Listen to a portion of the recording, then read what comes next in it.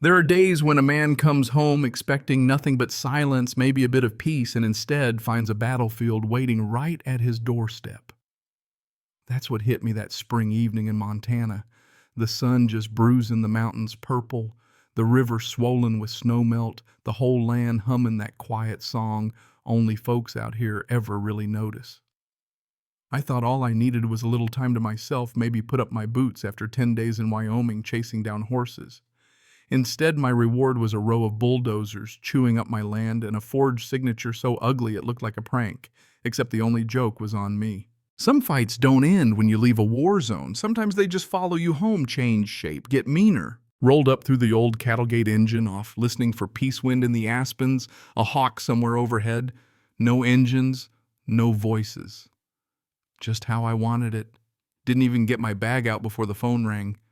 Walt's name popped up, a neighbor whose word carried more weight than any surveyor's pen. Something up north, he said. Trucks. Heavy ones by the lake. You selling, Nate? I laughed sharp. Haven't sold a thing, Walt. Not building either. He just said, might want to check for yourself. Didn't argue, grabbed the keys, my drone and an empty thermos. The drive out felt wrong. Tire ruts where there shouldn't be, ground torn up like a crime scene.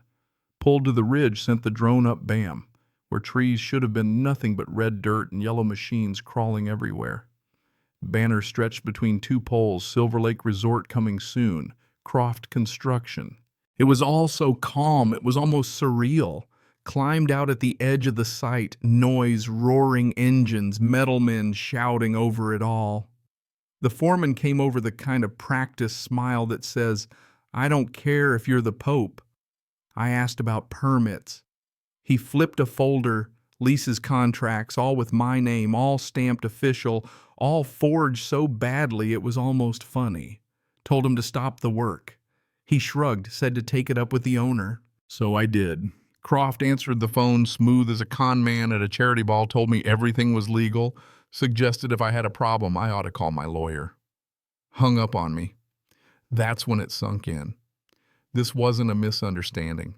This was a power move, plain and simple, played for the exact week they thought I'd be out of town and out of their hair. No sleep that night. Walked the house, dug up every old deed and tax bill, muttered myself hoarse. Next morning, rolled into the county office. Clerk named Ashley, barely old enough to rent a car, pulled the file.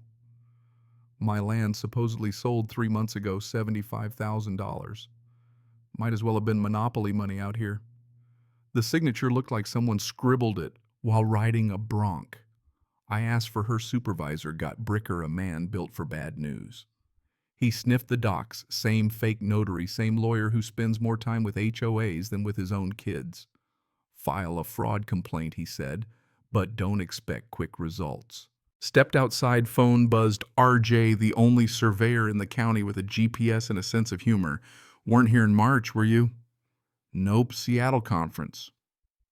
Funny, your name's on a land transfer that day. They figured nobody'd check. They figured wrong. Sometimes the best ally's the one who's been through the same mud. Marcus James' brother from another war, now Attorney General. I called, gave him the short version. His reply, send me everything. My team's coming. This is felony territory. He told me to keep my cool and not shoot anybody. No promises, I said, but I meant it. Spent that day building an airtight packet, photos, deeds, drone footage, proof I was out of state when the sale went down. Drove out to the north parcel, watched men who thought they owned my land. Poured a stiff drink when I got home. Stared at the mountains, felt old scars ache. It's a bitter thing knowing what you survived and still having to fight at home. Sun wasn't even up the next morning when the law rolled in. 3 SUVs, sheriff cars, state forensics. Marcus led them, jeans jacket badge swinging. He grinned about my coffee, but it was all business from there. We walked onto the site, not sneaking, just letting our boots and the badges talk. Equipment died, crews froze. Croft, the big man himself, spotted us and strutted over. Permits waved, voice full of outrage. Marcus shut him down, every paper under investigation. This was now a crime scene. Croft tried to bail, got tackled and cuffed in the dirt. Investors gawked, some pale, some angry. You bought stolen land, I told them. Might want to talk to a lawyer. Worksite got locked down. Docs bagged laptops cloned. Found more forged deeds targeting widows, old soldiers, anyone who might not notice. The pattern was too clear, folks, with nobody looking out for them except this time they missed one.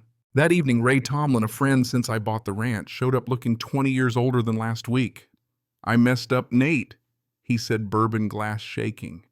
He'd taken a few grand to walk the land for Croft's crew, thought it was above board, figured I knew. He handed me a flash drive, calls, names, dates. I should have told you, he said. I sent it to Marcus. Turned out that was the break we needed, every fake deal recorded, every call traced. And just when things started coming together, the sky turned. Fire ripped up the tree line, maybe lightning, maybe not.